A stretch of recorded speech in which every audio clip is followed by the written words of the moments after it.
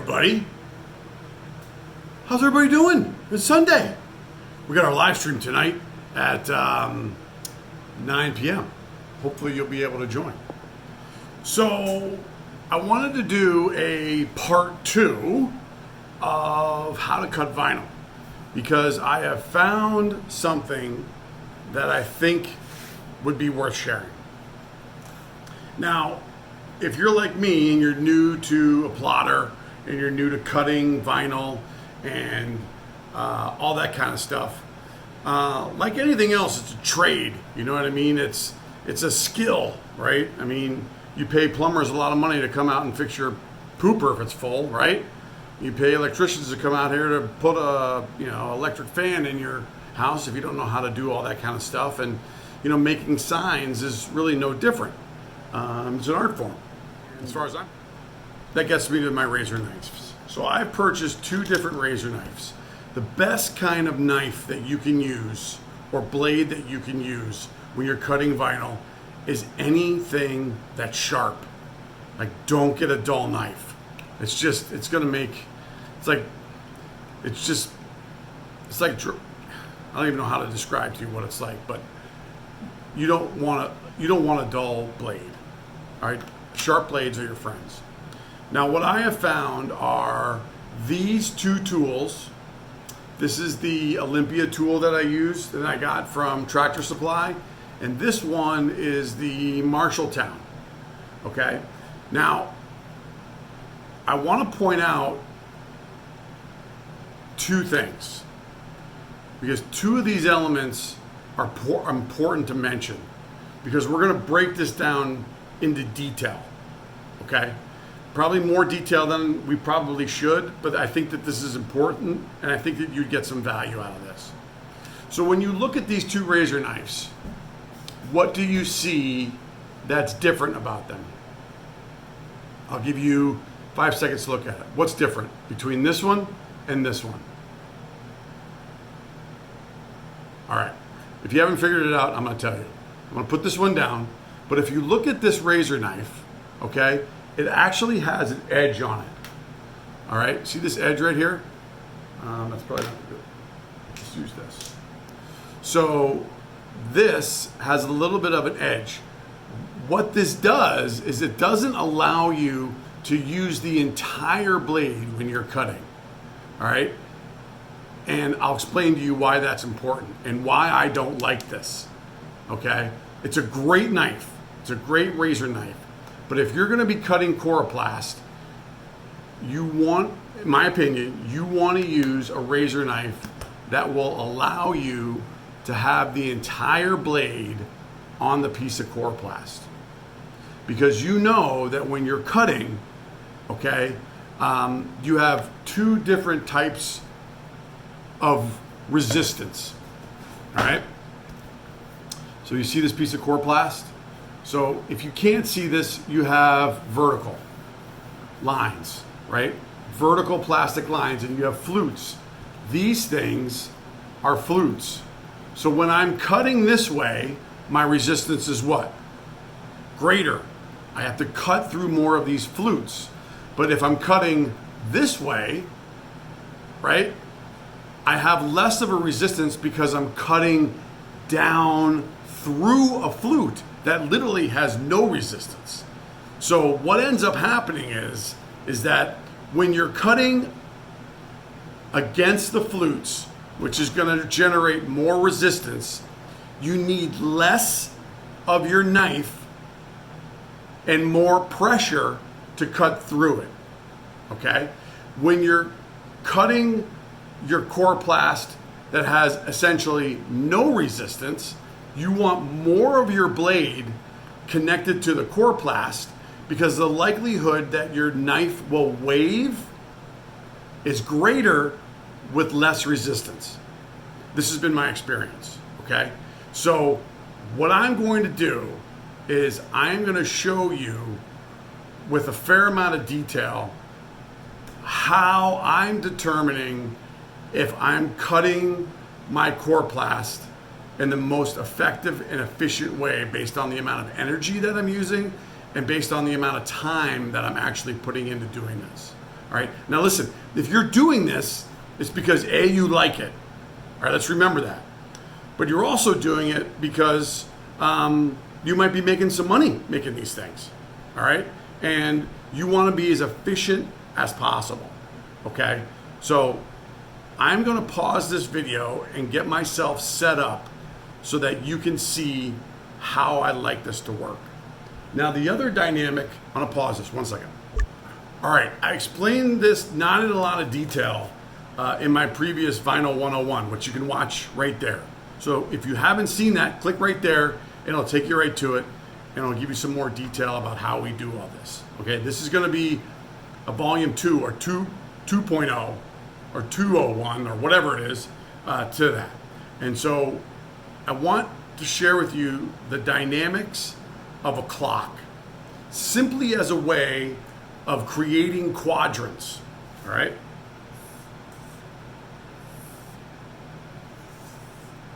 So the hardest part about cutting vinyl is the fact that it's a big piece. You know, like if you have a big piece of vinyl, it's a lot to consider. So I want you to try to think about it in this way. I want you to break it down in quadrants, okay? Break down your cutting in quadrants based on the angles and based on the curves. So if you have a circle, this is gonna make a lot of sense to you. And let's leave it at that. So you're cutting out a 0 or you're cutting out an O, okay? And in this case, we're gonna have a clock, okay? And I want you to think about your 0 or your circle as areas of a quadrant. Now, if you're right-handed, that means that you're going to be cutting from 12 o'clock and coming down to 3 o'clock. I know it may not make a lot of sense, but if you watch the video, it will. All right. Don't think about cutting the entire circle. Think about just cutting the quadrant. All right. And then what you'll do is you'll shift. All right. And then you'll start back at 3 o'clock or 12, and you'll start from that way, from your right hand, going from 6. Well, you understand, okay? So look at it in quadrants, because that will, I think, minimize some of the complexity that's associated with this. All right, so I'm gonna say that a lot when we're cutting this thing.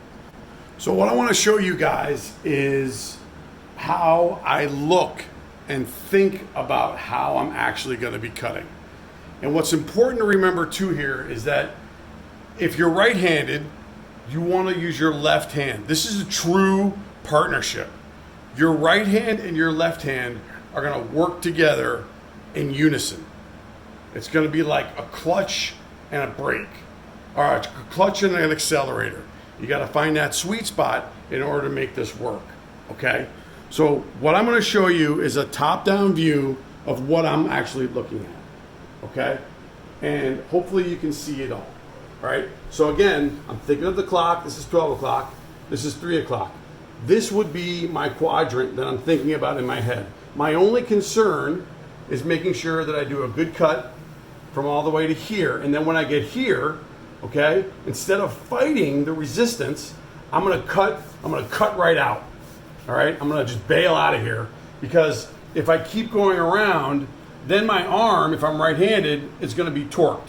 I wanna turn this thing all the way back around again and start from probably right here, okay? But all of this will be removed, okay?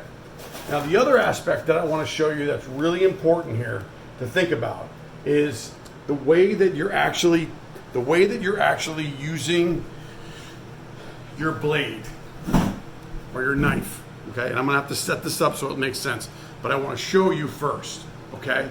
So when you're cutting, okay, when you're cutting on an oval, I want you to use a sharp knife, and I want you to make sure that you're using the least amount of actual blade as possible, and I want you to be coming from the highest angle, okay? Does that make sense? Remember, you're gonna have resistance, and you wanna be able to have some force that's gonna be pushing down on the actual knife, and you're gonna be turning this from 12 o'clock to 3. Hold on.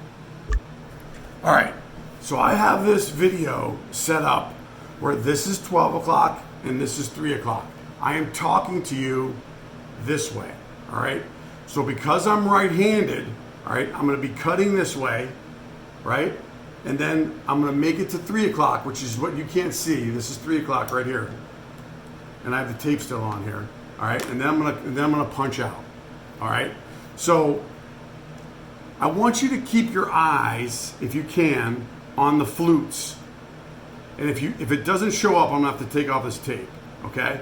But remember, I want you to use the least amount of this razor knife, and I want you to come at the highest angle, okay? So let's just go. So I am actually gonna come in right here on the tip of the R, all right, and I'm coming up. All right, now, all right, you can't see it that well. So I'm gonna pause this, I'm gonna just take this off. All right, now I got the tape off. Now what I want you to do is, because remember, we're gonna get the most resistance when we go against the actual flutes. I want you to keep your eye on how these flutes sort of bubble up. All right, so I'm on the edge. Do you see how they're kind of bubbling up? Bubble, bubble, bubble, bubble, right? That's the kind of pressure. When you see that bubble, that to me is an indication that you're cutting this correctly. All right, and as I'm turning it, as I'm going, because I'm moving, right, I keep the pressure and I keep the angle. All right, I came out a little bit of the lines here, so I'm moving my body. Now, what's happening, right? You can't see this well. Hold on. All right, let's try that. So now, okay, we've come from resistance, resistance, resistance, resistance, resistance, okay? And we've had our razor knife at a high angle and the least amount of actual, you can see that there's a triangle here, okay? Now we're gonna be getting to less resistance because our cut has changed. So what I want you to do now, instead of having a really high angle, I want you, and this goes back to the differences between these two knives, is this knife will not allow me to get as much of my razor on the coroplast as possible because it stops it from here, okay? That's why I like this one better. So what I do is, instead of coming at a high angle, now I'm gonna come down real low, almost in line with the actual coroplast itself. So as I'm coming around, what I'm going to be doing now is I'm going to be trying to get as much of the actual blade on the coroplast as possible. And then as we're getting more resistance, I bring my knife back up again. All right, I got more resistance, All right, and now I come to that end. Does everybody see how that worked?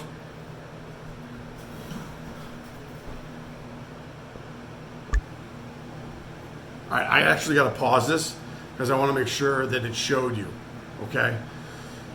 Hopefully you've had kind of a little bit of an aha moment, because what you don't want to have happen is have less of your razor when you're going vertical, up and down, as opposed to when you're going horizontal, when you have more resistance. You want more blade when you're going up and down, and you want less blade and more pressure as you're coming from right to left, okay? And what I found is that when I do that, I get the cleanest cut. And that, to me, is kind of the magic, all right? But I'm gonna go back and look at this, so hold on. Okay, I think we got it. So I'm gonna finish cutting this, and then I'm gonna show you how it looks at the end, okay? And we'll go from there. So hang tight. Okay, I cut the whole thing out. Now the other thing I want to show you too is, this is KG last time font R. All right. Now the other thing that I don't do and I don't worry about is I don't worry about rounding out these edges. There's just no point. It's just more work and it's going to more detail that you don't want to get into. All right. So if you notice, right over here, there's a little bit more white. Now you can trim that out, which I would probably do, but because I'm holding the camera, I'm not. And there's a little bit more white over here. But if you look at this, this looks pretty good. Other than the fact that there's a couple bubbles in here, right? That's what you want. And I know Kyle would want me to cut out the center of this R, but I'm not. All right, so now I'm gonna weed this and then show you what we got at the end of the day. All right, what do you think? You see how I didn't have to round out the edges? And I just made them straight. I don't have to bother doing that. All right, so I don't know. You know, that's what's worked for me. And you know I'm one to share my information with you guys, but I think that's the real deal. I really do. So if you've learned anything at all from any of this madness that's just unfolded, please consider subscribing to my channel. All you gotta do is click the subscribe button. I'm not gonna charge you anything. You actually get free content. If you wanna learn more about how you actually make yard signs, please consider joining my private Facebook group, Sign Fairies Make Your Own Plastic Letters and Yard Decorations. You're gonna have to answer a couple different questions. There are some ground rules that we wanna make sure that we all follow in order to be there. And then if you are interested and you like what you see and you wanna purchase any of the stuff on here, you can go to your signfairies.net, which is our not only place where you can rent a sign if you're in the local Lake Norman area, or if you want to buy a sign, you can do that as well. It's a work in progress, and yeah, that's the deal. So consider subscribing, consider liking, and consider joining our Facebook group. That's all I got. Listen, make it happen, gang. Kick ass.